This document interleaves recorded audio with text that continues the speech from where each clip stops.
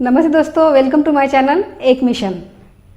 बने रहिए मेरे साथ वीडियो में आखिर तक, क्योंकि आपको अपने जीवन में या फिर पारिवारिक जीवन में एकता कैसे बनाए रखनी है ये इस वीडियो में आपको पता चलने वाला है।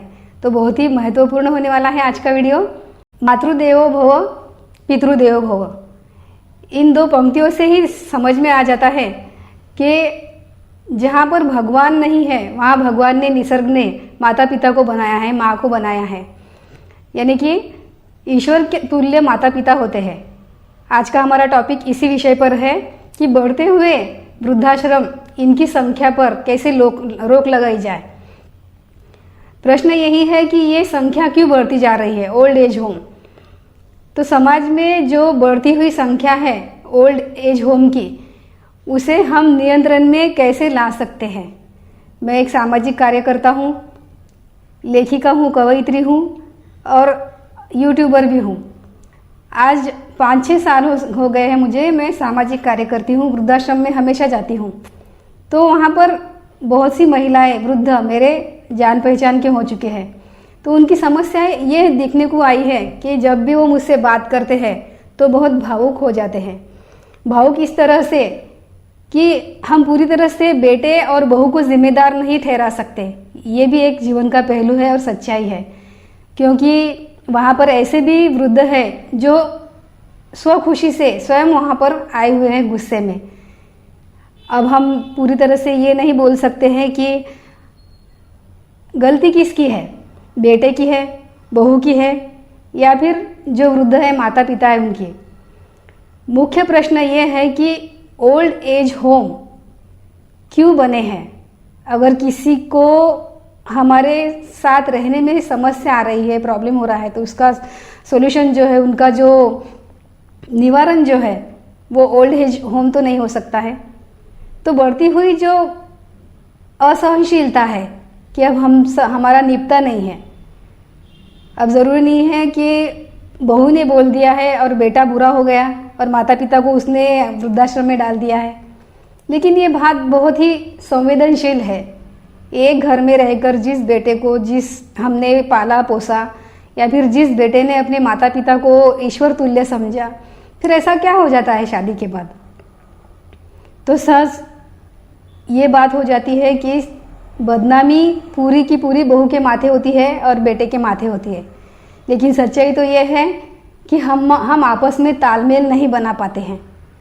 और बहुत से लोग वहाँ पर ऐसे भी हैं, मैंने जैसे कि बताया आप लोगों को, कि खुद की खुशी से वहाँ पर आए हैं कि हमारे घर वाले तो रखने के लिए तैयार थे, कोई खुद आया है। किसी की बहू कहती है कि मेरा उनसे निभेगा नहीं, इसीलिए आप उन्हें छोड़ दीजिए। या फिर कोई बेटा ही खुद ऐसा होता है कि जो माता पिता से तालमेल नहीं बना पाता है, या फिर पत्नी और माता पिता के बीच में तालमेल नहीं बैठा पाता है, तो वो भी अपने माता पिता को ओल्ड एज होम में रख देता है। या फिर बहुत से लोगों की घर की प्रॉब्लम है, किसी का एक ही कमरा है, 2 ही कमरे हैं, तो माता पिता को नहीं रख सकते हैं। तो ये बात सोचने वाली है कि जब घर में बच्चे छोटे थे, एक रोटी बनी है, तो एक रोटी, जब हालात खराब है घर के, एक रोटी माता 4 हिस्से बनाकर खिलाती है सबको। पेट में भी माँ के 9 महीने तक बच्चा निपट जाता है। तो क्या माता पिता एक कमरा या फिर 2 कमरे होने की वजह हो सकते हैं, उन्हें ओल्ड एज होम में रखने की ये कोई वजह हो सकती है? जब माता पिता ही ये सारी बातें कर सकते हैं तो बेटे और बहू क्यों नहीं? और बेटे और बहू पर ही जिम्मेदारी क्यों, बेटियां और दामाद क्यों नहीं ये जिम्मेदारी उठा सकते हैं? ये सवाल आज समाज में कोई नहीं उठाता है कि बहू और बेटा ही क्यों। बहुत सी जगह हमने ये भी देखा है कि बेटे और बहू अच्छे हैं, वो पूरी तरह से कर रहे हैं, लेकिन उम्र बढ़ जाने की वजह से या फिर मूल स्वभाव होने की वजह से जो माता पिता है, बुजुर्ग है, वो उनके संसार या भी उनके स्वभाव छोड़ते नहीं हैं। बहुत से बार ये लोग मेरे साथ बात करते हैं कि हम खुद से आए हैं, तो खुद से क्यों आना है, किस लिए आना है? ऐसा क्या हो जाता है कि जो बच्चे बचपन से आपको अच्छे लगते हैं, उनकी हर बात आपने सहन की है, तो शादी होने के बाद आपको या फिर बुढ़ापा आने के बाद आपको ओल्ड एज होम की याद आ गई। तो ओल्ड एज होम, इसकी बढ़ती हुई संख्या को कैसे कम किया जा सकता है? ऐसे क्या उपाय करें कि हमारे माता पिता, बहू बेटे, नाती पोते सब एक साथ मिलकर रहे, जैसे पुराने ज़माने में रहा करते थे। अभी हम देख रहे हैं कि एक घर के 4 घर हो रहे हैं, कि इसके लिए पूरी तरह बहू और बेटे को हम जिम्मेदार नहीं ठहरा सकते हैं। जिम्मेदार है हमारी मानसिकता, हमारे विचार, हमारी असहनशीलता। अभी ये भी विषय है कि सहनशीलता कौन करेगा, यानी कौन सहेगा। अगर सभी मिलकर एक दूसरे की प्रॉब्लम सॉल्व करें या फिर एक दूसरे को समझे, एक दूसरे के स्वभाव के साथ तालमेल बिठाकर चले, तो ओल्ड एज होम की संख्या निश्चित ही कम होगी, या फिर ये जो वृद्धाश्रम है ये पूरी तरह से बंद होंगे।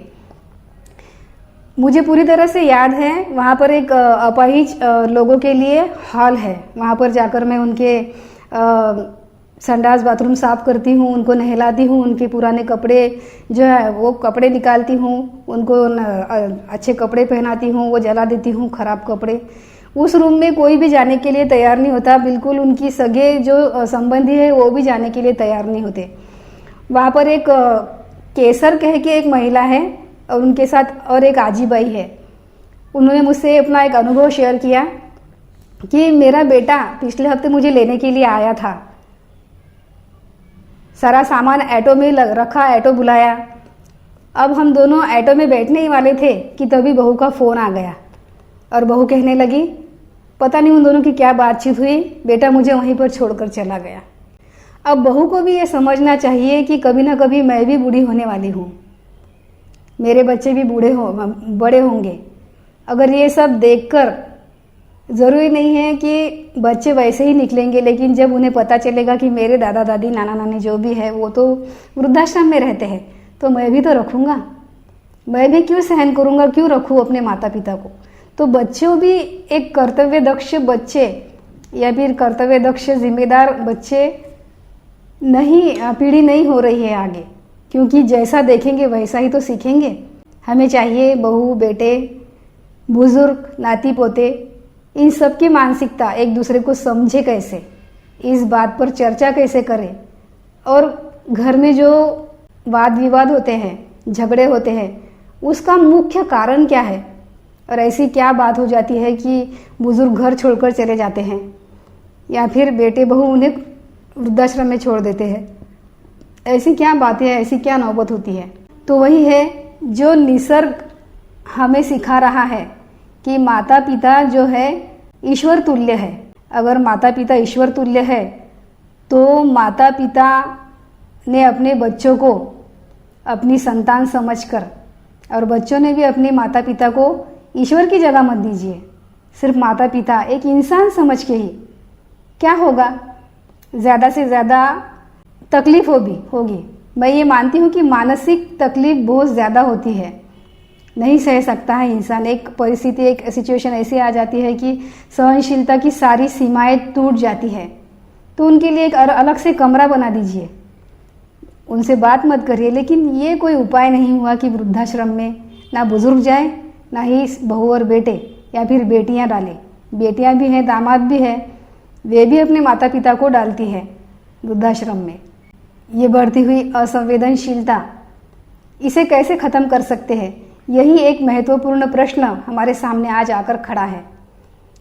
दिन ब दिन हम बहुत भ्रम में जीने वाले हो गए हैं।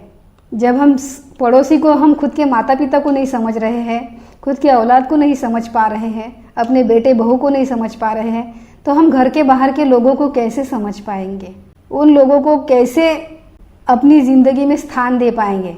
हमारे शास्त्रों में लिखा है या फिर ऐसी मान्यता है कि सिर्फ आपका 2 लोगों का या फिर 6 लोगों का परिवार नहीं है, ये पूरी की पूरी पृथ्वी, ये जो धरा है, ये वसुंधरा है, ये पूरा का पूरा ये आपका परिवार है।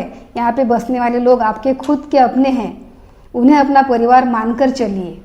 लेकिन होता क्या है, और वही बाहर से होती हुई चीज़ आज हमारे घर तक, हमारे चूल्हे तक आकर पहुँच गई है।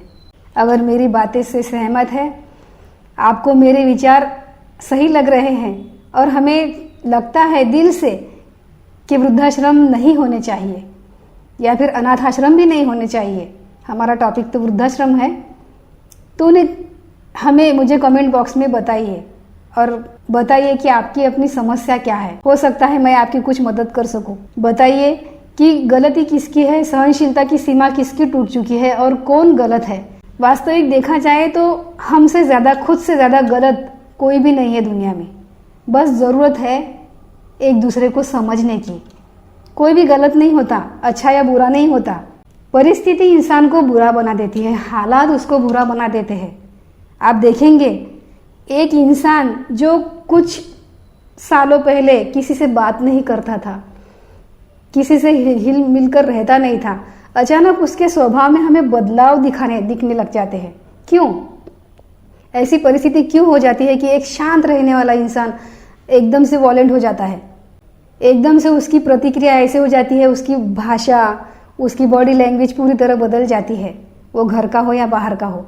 यही वो परिस्थितियां हैं जो हमें बदलनी है। और वो कैसे बदलेंगी? खुद से।